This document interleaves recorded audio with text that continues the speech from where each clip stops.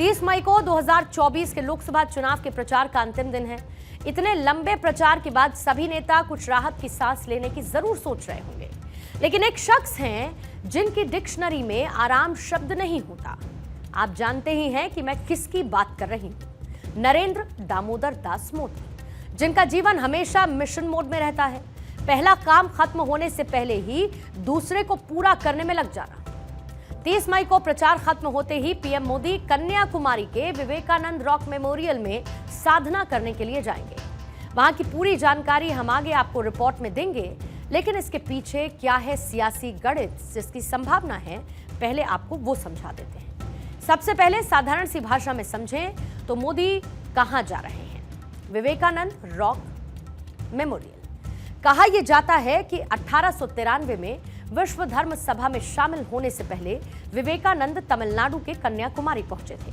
यहां पर समुद्र में 500 मीटर दूर पानी के बीच उन्हें एक विशाल शिला दिखी, जहां तक वो तैरकर पहुंचे और ध्यान मग्न हो गए। यहां पर उन्होंने भारत माता का विजन देखा था। यहां का रॉक स्वामी विवेकानंद की जिंदगी का हिस्सा है। देश भर में भ्रमण के बाद वो यहीं पहुंचे थे। वहां पर 3 दिनों तक तपस्या की और विकसित भारत का सपना देखा। लेकिन इसमें एक और खास बात है। विवेकानंद रहने वाले कहां के थे? बंगाल। बंगाल में क्या है? आखिरी दौर में चुनाव। और बंगाल में विवेकानंद की पॉपुलैरिटी कितनी है यह बताने की जरूरत नहीं, लेकिन फिर भी आपको बंगाल में विवेकानंद पर सियासी संग्राम की कुछ जानकारियां जरूर देना चाहेंगे। स्वामी विवेकानंद की विरासत पर अधिकार जताने को लेकर तृणमूल कांग्रेस और बीजेपी में हमेशा बहस होती रहती है। नॉर्थ कोलकाता में स्वामी विवेकानंद के पैतृक आवास है। वहां पर हर साल कार्यक्रमों का आयोजन होता है। विवेकानंद पर राजनीतिक अधिकार जमाने की होड़ मची रहती है। बीजेपी स्वामी विवेकानंद जयंती को राष्ट्रीय युवा दिवस के रूप में मनाती है। स्वामी विवेकानंद की जयंती पर बीजेपी कोलकाता में रोड शो भी निकालती है। ममता बनर्जी स्वामी विवेकानंद को अपना आदर्श और बीजेपी को बाहरी बताती हैं। विवेकानंद की जयंती पर टीएमसी की तरफ से बड़े बड़े कार्यक्रम किए जाते हैं। प्रधानमंत्री बनने के बाद पहली बार विवेकानंद जयंती पर पीएम मोदी के भाषण पर बैन लगा दिया था। बंगाल और कर्नाटक की सरकार ने 9 सितंबर को युवाओं को संबोधित पीएम मोदी के भाषण को प्रसारित करने से इनकार कर दिया था। कितनी बड़ी विवेकानंद की विरासत की जंग है, इतना तो आपको समझ में आ ही गया होगा। अब आगे समझिए, विवेकानंद की जन्मभूमि में चुनाव है। कोलकाता दक्षिण इसमें शामिल है, कोलकाता उत्तर इसमें शामिल है, डायमंड हार्बर है, दमदम है, बारासात, बसीरहाट, जयनगर, इसके साथ ही मथुरापुर भी इसमें शामिल है और जादवपुर भी इसका हिस्सा है। यह है बंगाल का सियासी गणित। पश्चिम बंगाल की वो 9 सीटें जिस पर होना है अंतिम चरण में चुनाव, यानी कि 1 तारीख को। इन सब पर स्वामी विवेकानंद के मानने वालों की अच्छी खासी संख्या है। अब हुआ क्या था कि पिछली बार यहां से टीएमसी ने इन 9 की 9 सीटों पर क्लीन स्वीप कर दिया था और बीजेपी को एक भी सीट नहीं मिली थी। और इसी बीजेपी को बंगाल में बाकी की सीटों में से 18 सीटें मिली। अब ये 9 सीटें कितनी बड़ी भूमिका निभा सकती हैं बीजेपी की जीत को बड़ा बनाने में, ये बताने की जरूरत नहीं। और पीएम मोदी तो सियासी गुणागणित के मास्टर हैं, वो तो आप जानते ही हैं। पिछली बार भी पीएम जब चुनाव प्रचार खत्म होने के बाद केदारनाथ की धार्मिक यात्रा पर पहुंचे तो आखिरी चरण में बीजेपी ने क्लीन स्वीप कर दिया था। लोकसभा चुनाव 2014 के चुनाव नतीजों से ठीक पहले पीएम मोदी छत्रपति शिवाजी के प्रतापगढ़ पहुंचे और यहां छत्रपति शिवाजी को श्रद्धांजलि अर्पित की थी। अब मोदी विवेकानंद रॉक पर ध्यान लगाने के लिए जाएंगे तो कनेक्शन तो जोड़ा ही जाएगा। विवेकानंद का बचपन का नाम नरेंद्र ही था, यह दिलचस्प बात है। इसके अलावा भौगोलिक तौर पर भी कन्याकुमारी की खास अहमियत है। यह हिंद महासागर, बंगाल की खाड़ी और अरब सागर का मिलन बिंदु भी है। और इस स्थान पर जाना पीएम मोदी देश को एक तरीके से राष्ट्रीय एकता का संकेत यहां जाने के साथ देना चाहते हैं। पीएम मोदी पिछले 1 महीने से ही टीएमसी पर संतों के अपमान का मामला सामने रखते हुए अटैकिंग मोड में हैं। पश्चिम बंगाल के पुरुलिया में एक जनसभा को संबोधित करते हुए पीएम मोदी ने कहा कि जब स्वामी विवेकानंद विदेश गए और भारत के बारे में बात की तो लाखों लोग उनके भक्त बन गए। भारत से नफरत करने वालों ने स्वामी विवेकानंद का अपमान किया, लेकिन वो मां भारती के अभियान को लेकर निकले थे। वो डरे नहीं। आज बंगाल में यही हो रहा है। चुनाव में बंगाल के लोगों को डराने, धमकाने, हिंसा कराने वाली टीएमसी सरकार ने इस बार सारी हद पार कर दी और हम डरेंगे नहीं, लड़ेंगे। और अब विवेकानंद रॉक पर जाकर ध्यान करना सीधा साफ क्लियर मैसेज है, यानी कि जब वोटिंग होगी तो मोदी बिना प्रचार किए ही बंगाल के लोगों को नरेंद्र की याद दिलवाएंगे और 9 सीटों का गुड़ा गणित बिठाएंगे। इस दिन प्रधानमंत्री नरेंद्र मोदी के लोकसभा क्षेत्र काशी में भी वोटिंग हुई है और पीएम मोदी के इस फैसले पर कांग्रेस के नेता जयराम रमेश ने तंज कसा। जयराम रमेश ने सोशल मीडिया एक्स पर लिखा है कि सुना है कि प्रधानमंत्री 30 मई और 1 जून के बीच ध्यान के लिए कन्याकुमारी के विवेकानंद स्मारक जा रहे हैं। याद रखें कि राहुल गांधी ने 7 सितंबर 2022 को अपनी भारत जोड़ो यात्रा की शुरुआत की थी। अब वर्तमान प्रधानमंत्री उसी जगह से अपनी रिटायर्ड लाइफ यात्रा की शुरुआत करने जा रहे हैं। शिकायत एक तरफ, लेकिन चलिए अब आपको अध्यात्म के केंद्र, जहां पर सूर्योदय और सूर्यास्त का आनंद लेने के लिए पर्यटकों की भीड़ लगी रहती है, जहां पर पूर्व राष्ट्रपति एपीजे अब्दुल कलाम की आध्यात्मिक शांति लेने जाने की, पहुंचने की तस्वीरें हैं। अब वहां पर मोदी ध्यान लगाने वाले हैं, तो आइए उसी जगह आपको लिए चलते हैं।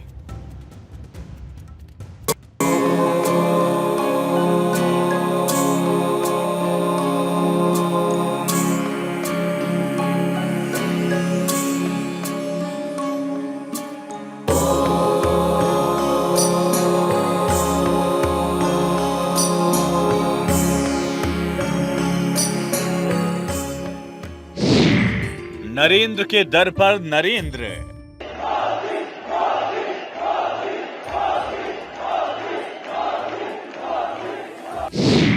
नई ऊर्जा लेने वाला केंद्र।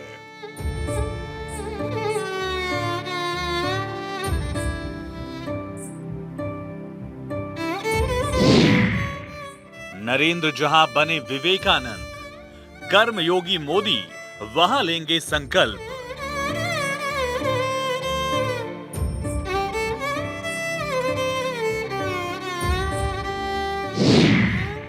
ध्यान से होगा कायाकल्प।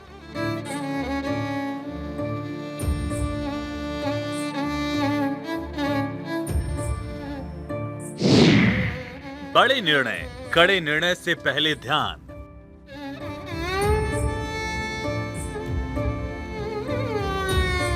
हर पल देश को समर्पित करने वाले, हर समय देश के लिए कड़ी मेहनत करने वाले नरेंद्र दामोदर दास मोदी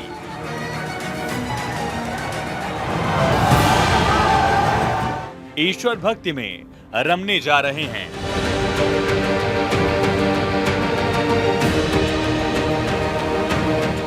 और वो ऐसा पहली बार नहीं करने जा रहे। कर्मयोगी मोदी 2019 की पारी की शुरुआत करने से पहले भी आध्यात्मिक यात्रा पर बाबा केदारनाथ गए थे।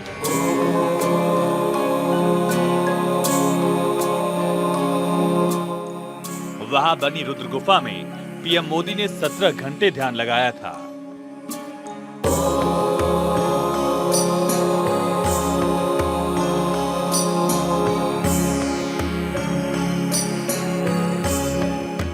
पीएम मोदी यहां भी चुनाव प्रचार थमने के बाद गए थे।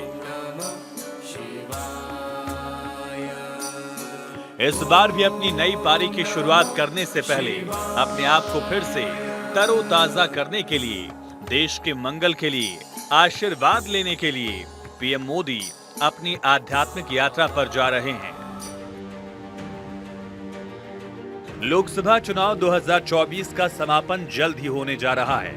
इस पूरे चुनाव में प्रधानमंत्री नरेंद्र मोदी पूरे देश में एक के बाद एक धुआंधार रैलियां कर रहे हैं।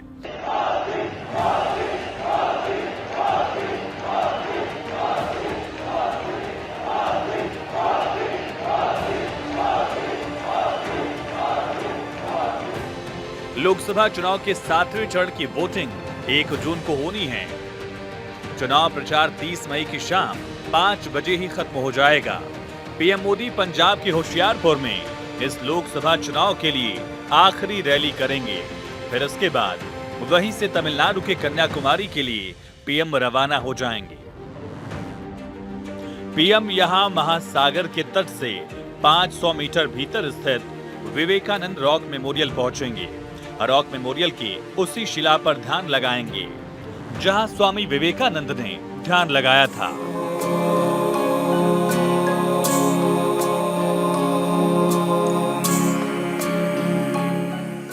मोदी विवेकानंद रॉक मेमोरियल के ध्यान मंडपम में 30 मई की शाम से 1 जून की शाम तक ध्यान की अवस्था में रहेंगे।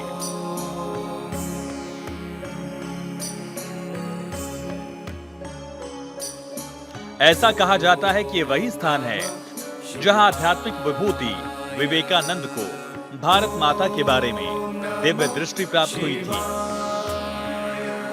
इस स्थान को पवित्र ग्रंथों में भगवान शिव के लिए देवी पार्वती के ध्यान स्थल के रूप में भी जाना जाता है।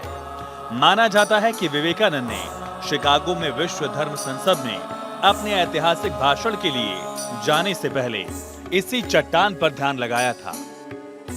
विवेकानंद ने यहाँ ध्यान लगाकर ही एक विकसित भारत का सपना देखा था। ओम नमः शिवाय। भौगोलिक तौर पर भी कन्याकुमारी की खासी अहमियत है। इसके विवेकानंद रॉक मेमोरियल को भारत का सबसे आखिरी दक्षिणी छोर माना जाता है। ये वह स्थान है जहां पर पूर्वी और पश्चिमी तट रेखाएं मिलती हैं।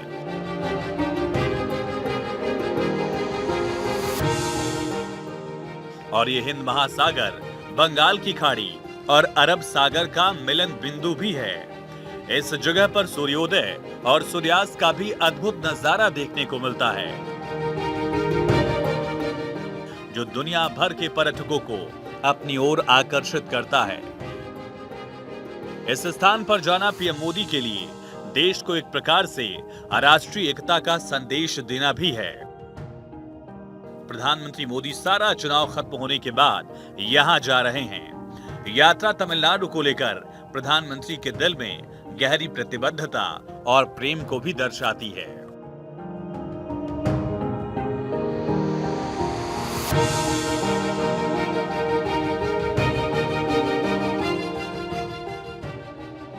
विवेकानंद रॉक तमिलनाडु की कन्याकुमारी में समुद्र में स्थित एक स्मारक है। एक फेमस टूरिस्ट स्पॉट है। ये जमीन तट से करीब 500 मीटर अंदर समुद्र में 2 चट्टानों के ऊपर बना है। स्वामी विवेकानंद रॉक मेमोरियल की स्थापना 1970 में विवेकानंद के सम्मान में की गई थी। मेमोरियल का निर्माण पूरा करने में करीब 6 साल लग गए। इसके निर्माण का श्रेय प्रसिद्ध वास्तुकार एकनाथ रानाडे को दिया जाता है। 2 सितंबर 1970 को भारत के तत्कालीन राष्ट्रपति डॉक्टर वी.वी. गिरी ने स्मारक का उद्घाटन किया।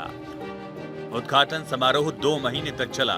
इसमें तत्कालीन पीएम इंदिरा गांधी भी शामिल हुई। अप्रैल में पड़ने वाली चैत्र पूर्णिमा पर यहां चंद्रमा और सूर्य दोनों एक साथ एक ही क्षितिज पर आमने सामने दिखाई देते हैं।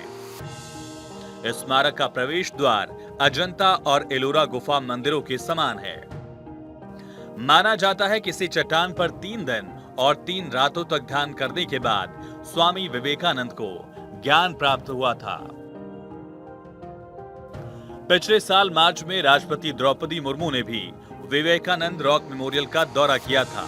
वो समय केरल, लक्षद्वीप और तमिलनाडु के 6 दिवसीय दौरे पर थी। उन्होंने इस दौरे को यादगार अनुभव बताया था।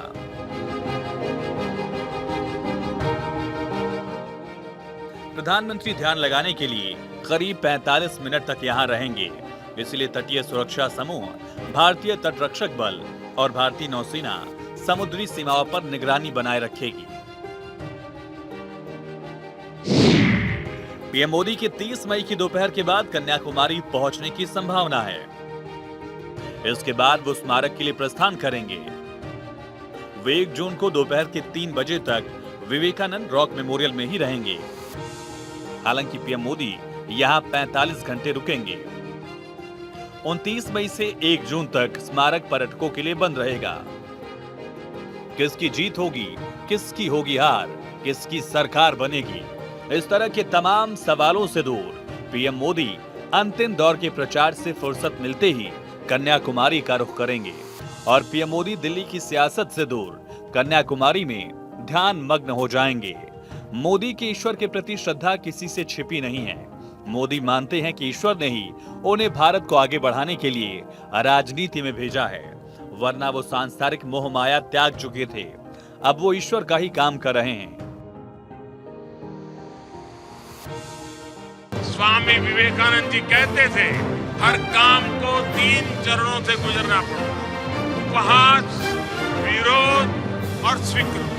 और अगर इनोवेशन को एक लाइन में परिभाषित करना है तो वो यही है। कन्याकुमारी में मौजूद इसी शिला पर बैठकर कभी जगत गुरु स्वामी विवेकानंद ने ध्यान लगाया था और अब वही शिला प्रधानमंत्री नरेंद्र मोदी के आकर्षण का केंद्र है। माना जाता है कि स्वामी विवेकानंद के जीवन में समंदर के बीच उभरी इस शिला का महत्व वही था जो गौतम बुद्ध के लिए सारनाथ का था। रॉक मेमोरियल पर ही ध्यानरत रहते स्वामी विवेकानंद ने विकसित भारत का सपना देखा था और यहीं पर विवेकानंद ने भारत माता की परिकल्पना की और विवेकानंद का घर का नाम नरेंद्र नाथ दत्त था। मतलब मोदी नरेंद्र के अधूरे काम को पूरा करने के लिए ईश्वर द्वारा भेजे गए हैं, यानी कि नरेंद्र भारत माता की उस तस्वीर को साकार करने आए हैं जिसका 132 साल पहले स्वामी विवेकानंद यानी नरेंद्र ने दुनिया को दीदार करवाया था। एक सूत्र में पूरे भारत को जोड़ने का काम अब दूसरा नरेंद्र कर रहा है। ये नरेंद्र मोदी की आध्यात्मिक यात्रा ही नहीं, भारत की संस्कृति के मिलन की यात्रा है, जहां पूर्व, पश्चिम और दक्षिण भारत का मिलन हो रहा है। Bureau report, Bharat 24।